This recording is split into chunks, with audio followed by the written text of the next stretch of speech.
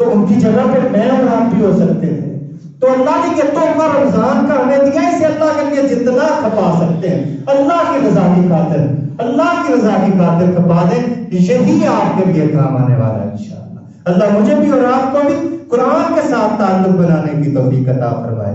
قرآن کریم کی ابتدا سورہ فاتحہ سے ہوتی ہے, جو آج ہم نے جو ہے سورت پڑھی.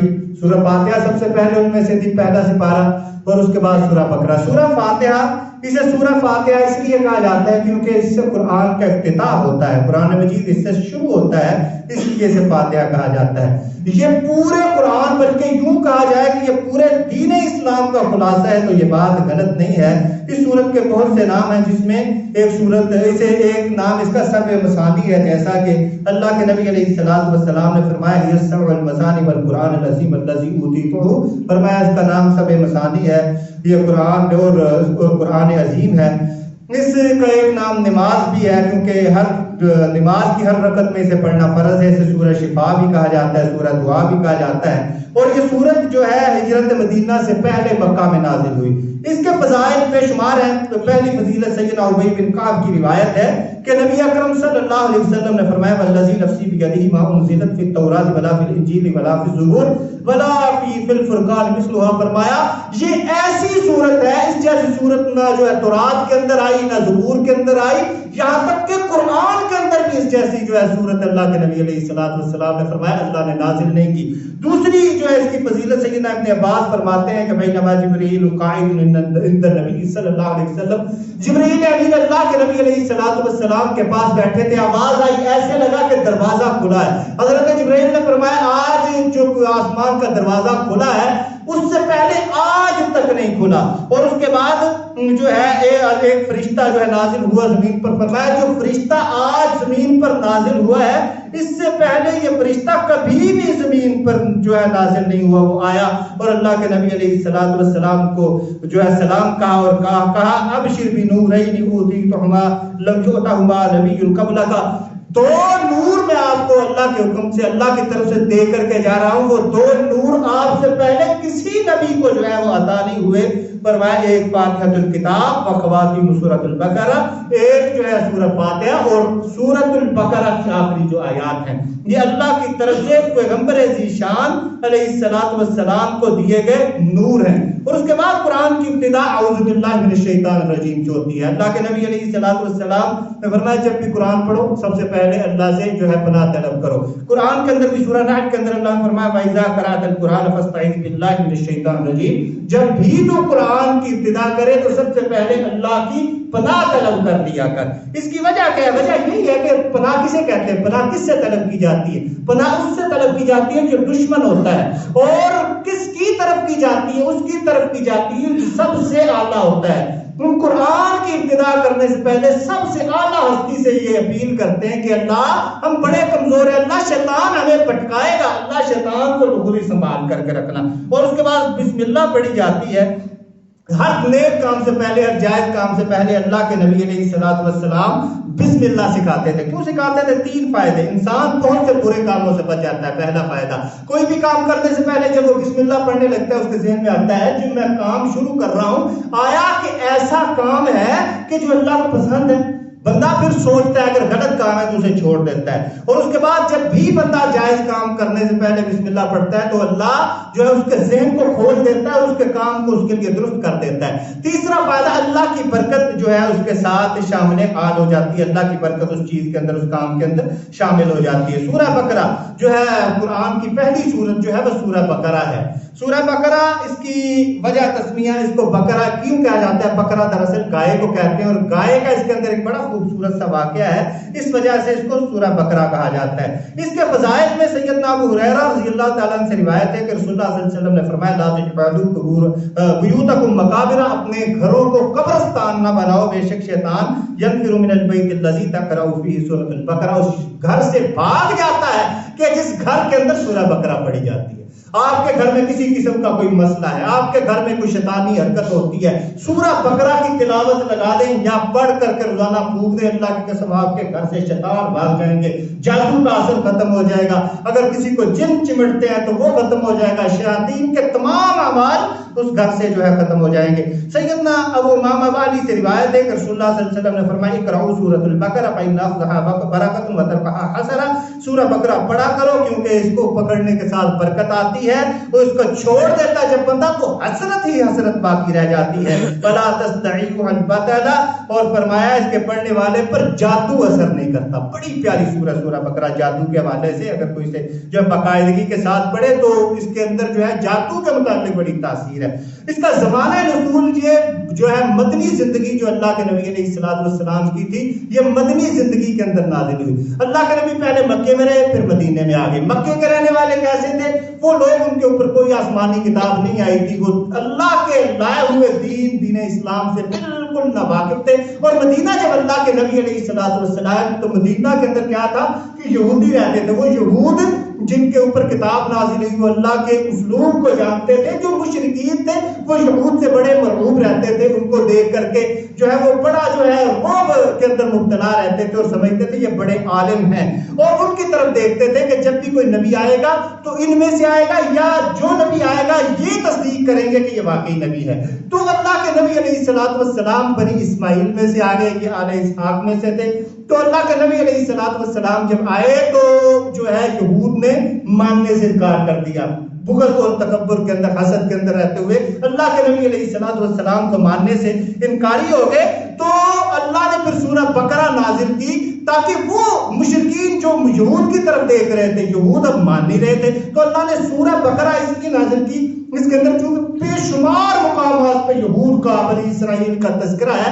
अल्लाह ने बताया कि ये जिनकी तरफ तुम देखते हो ये बड़े आला है, ये अंबिया के कातिल है, ये नबियों के मुनकर है, उनके सारे जराइम इस सूरह बकरा के अंदर अल्लाह ने बड़ी शरह व बस्त के साथ बयान किए। हरूफ मुक़त्तआत अलिफ लाम मीम के साथ सूरह बकरा की इब्तिदा होती है। तो ये हरूफ मुक़त्तआत किसे कहते हैं? टूटे हुए हरफ, अलग-अलग, जिसे आप जो है कोड वर्ड कहते हैं। कोड, जिस तरह आज मुख्तलिफ ममालिक की एजेंसीज कोड इस्तेमाल करती हैं, एक एक हरफ करके लिखते हैं। सिर्फ जो है वही समझ सकता है जिसने लिखा है, या जिसको लिखा गया वो समझ सकता है। तो ये ऐसे हरफ हैं कि जिनके मतलब को सिर्फ अल्लाह ही जानता है। मुफस्सिरीन ने इनके बेशुमार जो है मफाहीम बयान किए हैं, लेकिन हकीकत ये है कि अलिफ लाम मीम हो या अलिफ लाम मीम रा हो, जो है बाकी सारे के सारे हरूफ मुक़त्तआत अल्लाह ही बेहतर जानता है कि इनका मतलब क्या है, और अल्लाह इंशाअल्लाह क़यामत वाले दिन उनको खोलेगा। और उसके बाद इब्तिदा के अंदर अल्लाह ने जो है कुरान मजीद को अपनी कलाम बताया है, और बताया कि इसके अंदर किसी किस्म का कोई शक नहीं। इंट्रोडक्शन दे दी किताब की, फरमाया ज़ालिकल किताब ला रैब फीह, ये जो किताब शुरू होने लगी है लोगों याद रखो इसके अंदर किसी किस्म का शक नहीं। दुनिया की कोई किताब खोल के देख लो, तुम सोचो कि शायद ये बात सही है, शायद ये गलत है, शायद ये हकीकत है, शायद ये हकीकत नहीं है। ये किताब कुरान ऐसी किताब है इसके अंदर कोई शक है ही नहीं, करने वाले करते रहे, लेकिन हकीकत के अंदर इसके अंदर कोई शक नहीं। और इसका दूसरा तार हुदल लिल मुत्तकीन, ये मुत्तकीन के लिए हिदायत है, मुत्तकीन के लिए ही हिदायत है। दूसरे मुकाम पे अल्लाह ने फरमाया हुदल लिन्नास, ये सारी जो लोगों के लिए हिदायत है, लेकिन इस हिदायत से असल फायदा उठाने वाले लोग मुत्तकीन ही हैं। आगे जाके अल्लाह ने बतला दिया, सोचने वाला सोचेगा कि मुत्तकी कौन होता है। अल्लाह ने मुत्तकीन की सिफात बता दी, ईमान बिल गैब लाते हैं, नमाज कायम करते हैं, अल्लाह के रास्ते में अपना माल खर्च करते हैं, और कुरान मजीद और साबिक़ा किताबों को मानते हैं, आखिरत पर यकीन रखते हैं। अल्लाह अकबर, ये लोग मुत्तकीन होते हैं। इसके साथ ही अल्लाह ने कुफार की सिफात बयान कर दी कि काफिर कौन है। फरमाया इन्नल्लज़ीना कफ़रू सवाउन अलैहिम अअंज़रतहुम लम तुनज़िरहुम ला युमिनून, काफिर वो है उनके लिए बराबर है, उनको आप डराएं या ना डराएं, वो उन्हें कतन उसका जो है फायदा नहीं होगा, वो ईमान नहीं लाएंगे। खतम अल्लाहु अला क़ुलूबिहिम व अला समइहिम व अला अब्सारिहिम गिशावा व लहुम अज़ाबुन अज़ीम, फरमाया कि उनके कानों के ऊपर, उनकी आंखों के ऊपर, उनकी समात के ऊपर, उनके जो है दिलों के ऊपर अल्लाह ने मोहर लगा दी है, पर्दे हैं उनके ऊपर, और वो जो है उनके लिए अज़ाब है, उनके लिए दर्दनाक अज़ाब है। यहाँ कोई सुनकर के ये सोचे, जब अल्लाह ने ही मोहर लगा दी, जब अल्लाह ने उनके दिलों पे, कानों के ऊपर और उसके बाद उनकी आंखों पे मोहर लगा दी, तो फिर उनका क्या कसूर? अल्लाह ने उनके दिलों पे मोहर लगा दी, इस वजह से वो काफिर नहीं हुए। بلکہ اس وجہ سے جو ہے وہ حق سے دور نہیں ہو، بلکہ انہوں نے متقین کی صفات کو نہیں اپنایا، اس وجہ سے اللہ نے مہر لگائی ہے۔ ان کے اس کے اوپر جو ہے اللہ کا قصور نہیں بلکہ ان کا اپنا قصور ہے کہ انہوں نے حق کو نہیں اپنایا، تو وہ جو ہے دین اسلام اور جو ہے اللہ کی جنت کے حقدار نہیں بن سکتے۔ اور اس کے بعد تیسرے جو ہے طبقے کا اللہ نے اسی صورت کے اندر ذکر کیا، وہ کون سے طبقہ ہے؟ منافقین کا طبقہ۔ اللہ نے ان کی بے شمار صفات اس صورت کے اندر بیان کی۔ ان کی صفات میں سے وہ اللہ کا کے اوپر ایمان نہیں لاتے بلکہ ایمان لانے کا جو ہے جھوٹا دعویٰ کرتے ہیں، آخرت پر ایمان کا جھوٹا اعلان کرتے ہیں، جھوٹ بولتے ہیں، اصلاح کے نام پہ فساد مچاتے ہیں، صحابہ کرام کی گستاخیاں کرتے ہیں، مسلمانوں کا مذاق اڑاتے ہیں، اللہ کے احکامات سے سرکشی اختیار کرتے ہیں، ہدایت کو چھوڑ کر گمراہی پر چلتے ہیں اور اسے سیدھا راستہ سمجھتے ہیں۔ اللہ کے نبی علیہ السلام کی حدیث میں بھی منافقین کی کچھ نشانیاں بیان ہوئی ہیں۔ عبداللہ بن عمر سے روایت ہے، اللہ کے نبی نے فرمایا اربع من کن فیہ منافقا خالصا، 4 نشانیاں جس بندے کے اندر وہ پکا منافق ہے۔ فرمایا وہ کون کون سی ہیں؟ اللہ کے نبی علیہ السلام فرمائے امانت رکھی جائے، خیانت کرے، جب بات کرے جھوٹ بولے، جب وعدہ کرے وعدہ خلافی کرے، اور جب جو ہے کسی سے جھگڑا کرے تو گالیاں دے۔ اور دوسری حدیث کے اندر وضاحت کر دی وَإِنْ صَامَ وَصَلَّى وَزَعَمَ أَنَّهُ مُسْلِمٌ، اگرچہ وہ نماز پڑھے، اگرچہ وہ روزے رکھے، وہ گمان کرے کہ میں مسلمان ہوں، مسلمان ہی ہوں، منافق ہے۔ اور منافق کا ٹھکانہ بھی بتا دیا کہ منافق جہنم کے آخری سب سے نچلے گڑھے کے اندر ہوگا۔ اس کے بعد اللہ نے جو ہے حقیقی انٹرنیشنل ورلڈ آرڈر کا جو ہے اعلان کر دیا۔ آج دنیا کے ورلڈ آرڈر چلتے ہیں، کوئی اپنا ورلڈ آرڈر لے کے آتا ہے، کبھی برطانیہ لے کے آتا ہے، کبھی امریکہ، کبھی روس۔ اللہ کے جو ہے قرآن نے حقیقی ورلڈ آرڈر جو ہے اس کا اعلان کیا، فرمایا یا ایھا الناس اعبدوا ربکم الذی خلقکم والذین من قبلکم لعلکم تتقون، اے لوگو عبادت کرو اس اللہ کی کہ جس نے تمہیں پیدا کیا ہے، والذین من قبلکم، تم سے پہلے لوگوں کو بھی پیدا کیا تھا، فرمایا لعلکم تتقون، تاکہ تم متقی بن جاؤ۔ ورلڈ آرڈر کیا ہے؟ ساری دنیا نے مل کر کے اللہ کی عبادت کرنی ہے، کسی کا حکم نہیں چلے گا، کسی کا سکہ ڈنڈا نہیں چلے گا، ڈنڈا چلے گا تو اللہ کے قرآن کا چلے گا، محمد رسول اللہ صلی اللہ علیہ وسلم کا چلے گا۔ اور اس کے بعد جو ہے اللہ نے جو ہے اسی کتاب کے اندر اللہ کے نبی علیہ السلام کی رسالت کی تصدیق کی، اور جو اللہ کے نبی علیہ السلام کو جھٹلاتے ہیں ان کے لیے ایک دعویٰ رکھا، وہ کیا؟ وَإِن كُنتُمْ فِي رَيْبٍ مِّمَّا نَزَّلْنَا عَلَىٰ عَبْدِنَا فَأْتُوا بِسُورَةٍ مِّن مِّثْلِهِ وَادْعُوا شُهَدَاءَكُم مِّن دُونِ اللَّهِ إِن كُنتُمْ صَادِقِينَ۔ اگر تم کسی قسم کے شک میں ہو نا کہ یہ قرآن محمد نے خود لکھ لی ہے تو تم تو بڑے فصیح ہو، عرب اس وقت بڑے فصیح ہو، بلکہ آج اس دور کی لکھی ہوئی کتابیں مدارس کے اندر پڑھائی جاتی، اتنی فصیح عربی، اتنی بلیغ عربی کہ بندہ کئی مرتبہ سمجھنے سے، اساتذہ مدارس کے سمجھنے سے قاصر ہو جاتے ہیں، اتنی شاندار اس کے اندر عربی ہے۔ اللہ نے کہا بڑی عربی جانتے ہو نا، بڑے فصیح و بلیغ ہو، خود کو عربی کہتے ہو، باقی سب کو گونگے کہتے ہو، تو لاؤ اس قرآن جیسی ایک آیت لکھ کر کے لے آؤ، پھر مانوں کہ تم بڑے جو 30 مار کھاؤ۔ دوسرے مقام پہ پھر اللہ نے انہیں جو ہے چیلنج کر کے دوبارہ کہا فَإِن لَّمْ تَفْعَلُوا وَلَن تَفْعَلُوا فَاتَّقُوا النَّارَ الَّتِي وَقُودُهَا النَّاسُ وَالْحِجَارَةُ أُعِدَّتْ لِلْكَافِرِينَ۔ اگر تم ابھی تک نہیں کر سکے، یاد رکھو قیامت کی دیواروں تک یہ کر نہیں سکتے، سوچ لو پھر کہ قرآن اللہ کی سچی کتاب ہے، قرآن جیسی کتاب کو نہیں مان لو، تمہارے بس کی بات نہیں ہے قرآن جیسی کوئی ایک آیت بھی بنا کر کے لانا۔ اور اس کے بعد اللہ نے بتلا دیا جو ایمان لائے، اللہ کی عبادت کرے، اس کا نتیجہ اور صلہ کیا ہوگا؟ وَبَشِّرِ الَّذِينَ آمَنُوا وَعَمِلُوا الصَّالِحَاتِ أَنَّ لَهُمْ جَنَّاتٍ تَجْرِي مِن تَحْتِهَا الْأَنْهَارُ۔ فرمایا خوشخبری دے دو ان لوگوں کو جو ایمان لائے، نیک عمل کرے۔ کس چیز کی خوشخبری؟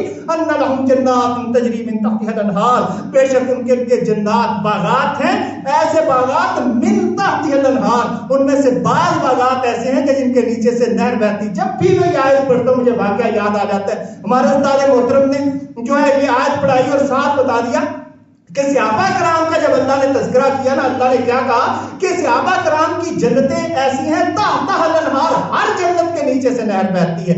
جب عام مومنین کا تذکرہ کیا تو فرمایا کہ جنات تجری من تحتها الانہار، یہ من تبعیض کے لیے، یعنی کہ بعض جنتوں کے نیچے سے، بعض باغات کے نیچے سے نہر بہتی۔ میرے ساتھ میرے کلاس فیلو انہوں نے یہ بات یاد کر لی، جمعہ پڑھانے گئے تو کہتے میں اسٹیج پہ چڑھا تو یہ بات بھول گیا۔ بات بھولا کیسے؟ کہنے لگے جب میں نے جو ہے وہاں جا کر کے کیا بیان کرتے ہیں، کہتے ہیں کہ اللہ نے جب صحابہ عام لوگوں کا تذکرہ کیا تو کہا کہ عام لوگوں کی جو جنتیں اور باغات ہیں ان کے نیچے سے نہر بہتی ہے، اور جو صحابہ کی جنتیں اور باغات ہیں ان کے اوپر سے نہر بہتی ہے۔ یہ اس طرح انہوں نے بیان کر دیا۔ بہرحال جو عام مومنوں کی جنات ہیں ان کے بعض جو ہے جنتیں اور بعض جو ہے باغات ایسے ہوں گے کہ جن کے نیچے سے نہریں بہتی ہوں گی. یہ اللہ نے جو ہے صلہ بیان کیا ہے. اور اس کے بعد آگے چلیے اللہ نے انسانی زندگی کا آغاز اس کیسے ہوا, کب جو ہے لوگ اس دنیا کے اندر آئے, کیسے وہ انسانی زندگی شروع ہوئی, اس کا تذکرہ اس سورت کے اندر جو ہے کیا ہوا کیا کہ اس دنیا کے اندر ہم سے پہلے جن رہتے تھے. جن کیا کرتے تھے, اتنے سرکش ہو گئے تھے, اتنی انہوں نے جو ہے زمین کے اندر سرکشی کی, لڑائیاں جھگڑے طرح طرح کے فساد. اللہ نے پھر فیصلہ کیا کہ آدم کو بناؤں گا. اللہ نے آدم کو پیدا کیا اور پیدا کرنے کے بعد اللہ نے تمام فرشتوں کو کہا, اور اس کے بعد جو جنوں کا سردار جس کا نام جو ہے ابلیس تھا, ابلیس بعد میں پڑا بہرحال, جو اسے بھی کہا کہ سجدہ کرو, تو سب نے سجدہ کیا لیکن ابلیس نے نہ کیا. اللہ نے ذکر کیا قلنا للملائکۃ اسجدوا لآدم فسجدوا الا ابلیس ابى واستكبر وكان من الكافرین. جب ہم نے کہا فرشتوں سے کہ سجدہ کرو آدم کو, سب نے سجدہ کیا سوائے ابلیس کے, اس نے سجدہ نہ کیا. وہ فسق عن امر ربہ, اس نے اللہ کے حکم سے فسق اختیار کیا, اور وہ بندہ جو ہے وہ ابلیس جو تھا وہ کافرین میں سے ہو گیا. اس نے سجدہ کیوں نہیں کیا؟ اس وجہ سے کہ وہ اس وقت تک اس دنیا کے بادشاہ تھے. اس نے تکبر کیا کہ ہم بادشاہ تھے, ہمارے پاس زمین تھی, یہ ہمارے مد مقابل ایک اور قوم اللہ لے کر کے آ رہا ہے. اس وجہ سے وہ تکبر کے اندر پڑ گیا, اس نے جو ہے سجدہ نہیں کیا, تو اللہ نے اسے کافروں میں سے کر دیا. پھر اللہ نے بھیج دیا حضرت آدم علیہ السلام کو جنت کے اندر تربیت کے لیے بنایا. دنیا کے لیے کیا تھا, رکھا صرف تربیت کے لیے جنت کے اندر رکھا, اور ساتھ ایک شرط لگا دی کہ اس درخت کے قریب نہیں جانا. وقلنا یا آدم اسکن انت وزوجک الجنہ وکلا منہا رغدا حیث شئتما, جہاں سے دل کرتا ہے کھاؤ لیکن اس درخت کے قریب نہیں جانا. شیطان جو انسان کے خون کے اندر اللہ کے نبی علیہ السلام نے فرمایا گردش کرتا ہے, وہ بھی خون کے اندر موجود تھا. اس نے جو بھٹکایا کھا لے یہ کھائے گا تو ہمیشہ جنت میں طرح طرح کے سبز باغ دکھائے ہوں گے. تو حضرت آدم علیہ السلام جو ابھی تک شیطان کو سمجھے نہ تھے, وہ اس کی چال میں آ گئے اور کھا لیا. اللہ نے کہا تو باز نہیں رہا, تو نے کھا لیا ہے, ادھر اب جو ہے جنت سے نکل, اور جو ہے جو اس کے بعد دنیا کے اندر آ جا.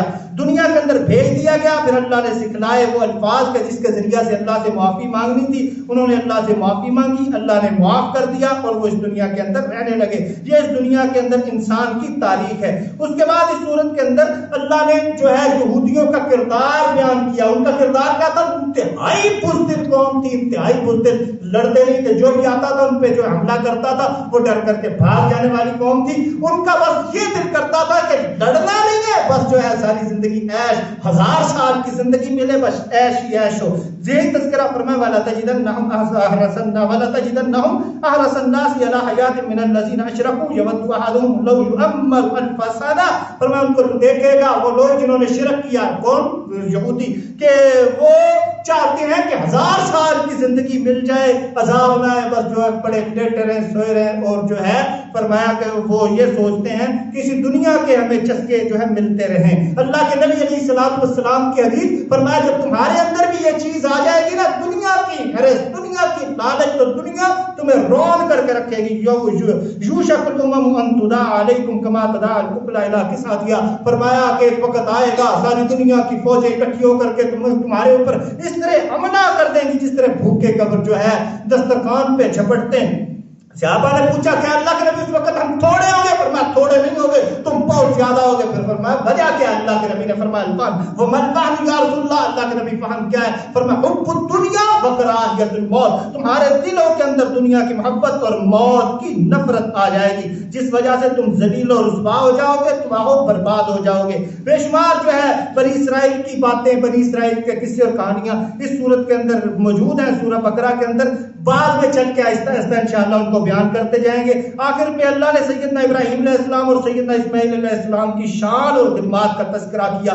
وَإِذِ ابْتَلَىٰ إِبْرَاهِيمَ رَبُّهُ بِكَلِمَاتٍ فَأَتَمَّهُنَّ. فرمایا جب ابراہیم کو ہم نے بڑی بڑی آزمائشوں کے ساتھ آزمایا تو اس نے ہر آزمائش کے اندر خود کو ثابت قدم رکھا, اور ہر آزمائش کے اندر وہ پورا اترا. قَالَ إِنِّي جَاعِلُكَ لِلنَّاسِ إِمَامًا قَالَ وَمِن ذُرِّيَّتِي قَالَ لَا يَنَالُ عَهْدِ الظَّالِمِينَ. تو اللہ نے کہا ابراہیم ہم ہم تمہیں پوری دنیا کے لیے امام چنتے. آج بھی دیکھیں یہودی کہتے ابراہیم ہمارے ہیں, عیسائی کہتے ابراہیم ہمارے ہیں, مسلمان کہتے ابراہیم ہمارے. پوری دنیا کے لیے اللہ نے امام بنا دیا. کہا اللہ کو میری نسل پہ بھی رحم کیجئے, کو میری نسل میں سے بھی امام. فرمایا میرا جو ہے آج ظالموں کو نہیں پہنچے گا, باقی تیری بات ہم پورا کریں گے. تو ابراہیم علیہ السلام کی بات کو اللہ نے پورا کرتے ہوئے اللہ کے نبی علیہ السلام کو جو ہے امام بنا کر کے انہیں کی نسل میں سے اس دنیا کے لیے, پوری دنیا کے لیے امام بنا کر کے بھیج دیا.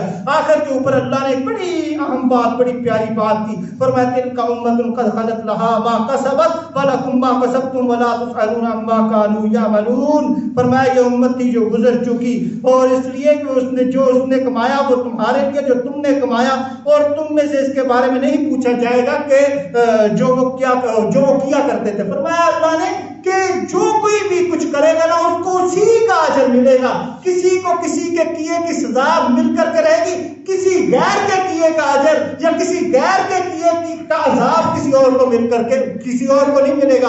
اس سے ثابت کیا ہوتا ہے کہ کسی کی نسبت کسی کو فائدہ نہیں دیتی. جیسا کہ اللہ کے نبی علیہ السلام سیدنا عائشہ کو کہا, سیدنا فاطمہ کو کہا کرتے تھے, فاطمہ عمل کر لے, قطن یہ نہ سوچنا قیامت والے دن کہ میں نبی کی بیٹی ہوں, میں نبی ذاتی ہوں, میں بخشی جاؤں گی, میرے ساتھ نسبت بھی تجھے کوئی فائدہ نہیں دے گی. اس سے ہمارے لیے کیا سبق نکلتا ہے کہ ہر بندے کو اپنا عمل کرنا پڑے گا. کوئی یہ سوچتا ہے میں سید ہوں, میں فلاں کی اولاد, میں فلاں کی اولاد, کسی کو کسی کی نسبت فائدہ نہیں دے گی, ہر کسی کو اس کا عمل فائدہ دے گا. اللہ سے دعا ہے کہ اللہ ہمیں نیک اعمال کرنے کی توفیق عطا فرما.